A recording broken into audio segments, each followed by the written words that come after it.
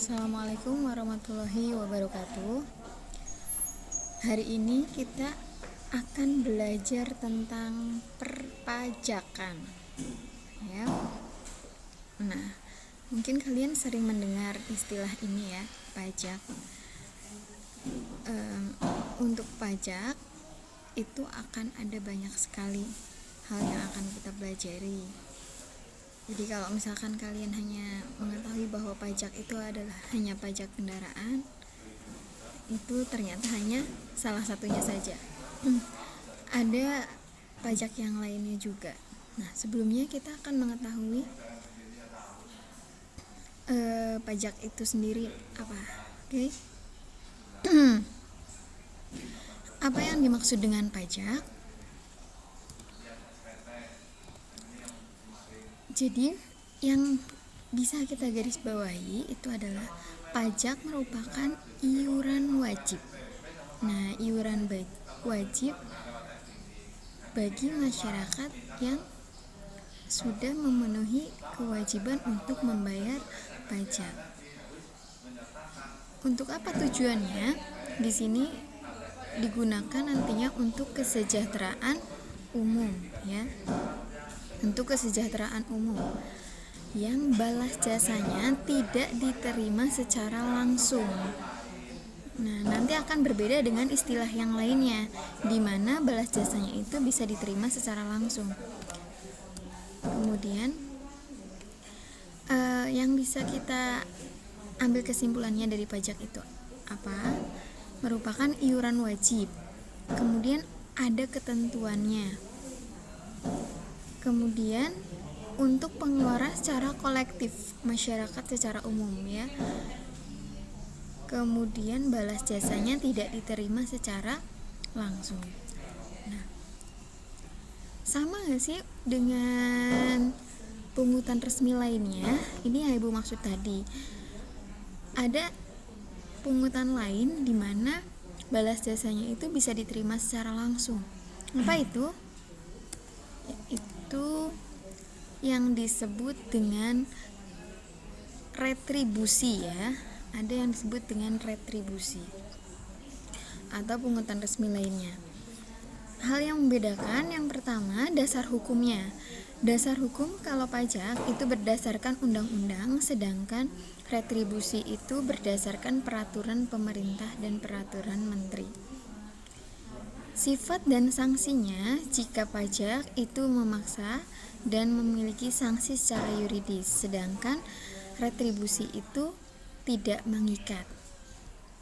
Lembaga itu yang memungut pemerintah pusat dan daerah, sedangkan retribusi itu hanya pemerintah daerah.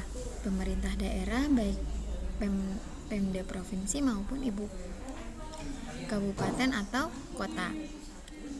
Nah, kemudian secara objek itu secara umum, objeknya itu umum. Kemudian kalau retribusi hanya yang menggunakan jasa tersebut saja, karena nantinya balas jasanya itu bisa diterima secara langsung, ya. Di sini pajak itu tidak secara langsung, sedangkan retribusi itu secara langsung.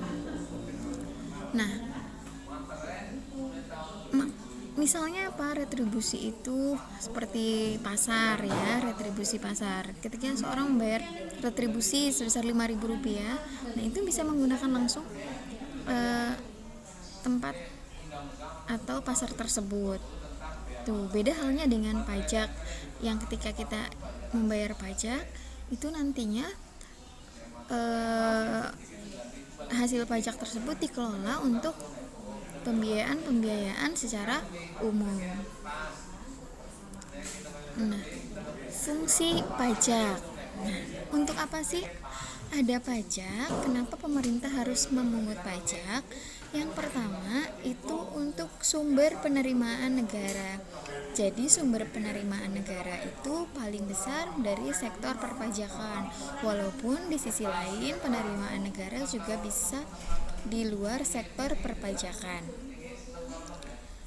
Nah, sumber penerimaan negara yang kemudian nantinya akan digunakan untuk mengatur kegiatan ekonomi secara umum, untuk buat infrastruktur, kemudian untuk kesejahteraan masyarakat lainnya ya, seperti subsidi, kemudian untuk pembangunan, seperti itu. Fungsi pajak yang ketiga itu sarana pemerataan pendapatan masyarakat. Nah, sarana pemerataan pendapatan masyarakat itu maksudnya untuk pajak, misalnya dalam hal ini pajak penghasilan. Pajak penghasilan itu hanya dibebankan kepada orang yang memiliki penghasilan tertentu yang diakumulasikan selama 1 tahun. Nah, itu tidak semua warga negara wajib membayar pajak penghasilan. Ada nominal-nominal tertentu yang itu diatur oleh pemerintah. Nah, secara gampangnya, orang yang kaya itu otomatis akan bayar pajak, untuk kemudian nantinya penerimaan tersebut akan dikelola dan disalurkan kepada masyarakat yang membutuhkan, misalnya dalam bentuk subsidi BBM atau misalnya melalui bantuan langsung tunai, program PKH dan sebagainya. Nah, itu yang dimaksud dengan sarana pemerataan pendapatan masyarakat. Stabilitas perekonomian. Jadi perpajakan secara umum itu untuk stabilitas perekonomian.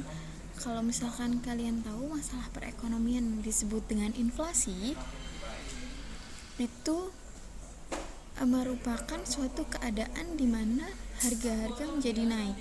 Nah, itu disebabkan karena jumlah uang yang beredar di masyarakat itu meningkat. Bagaimana untuk mengurangi jumlah uang yang beredar? Itu salah satunya dengan meningkatkan tarif pajak. Nah, dengan jumlah uang yang beredar menjadi stabil, sehingga harga-harga pun menjadi stabil. Kemudian, prinsip pemungutan pajak.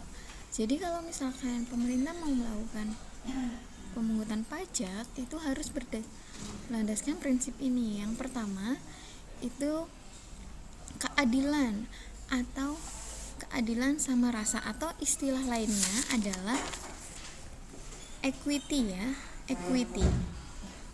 Nah, artinya apa? Secara umum, pajak itu harus dibebankan kepada seseorang sesuai dengan kemampuannya. Nah, yang pertama ya, equity harus sesuai dengan kemampuan wajib pajak tersebut atau sebanding dengan tingkat penghasilannya. Kemudian yang kedua, ada kepastian atau ketetapan. Prinsip kepastian disebut juga dengan certainty. Artinya apa? Pajak ini ada undang-undangnya, ada ketentuan secara khusus yang mengikat. Tidak bisa seenaknya memungut atau menarik iuran kepada masyarakat. Ada ketentuannya, nominal, kemudian siapa saja yang harus dikenakan pajak gitu.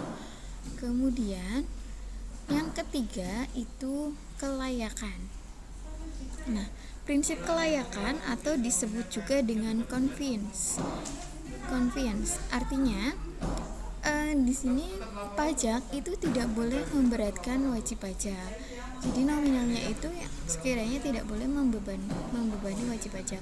Dan prinsip ekonomi artinya proses pemungutan pajak, biaya-biaya untuk melakukan proses pemungutan pajak mulai dari sosialisasi, kemudian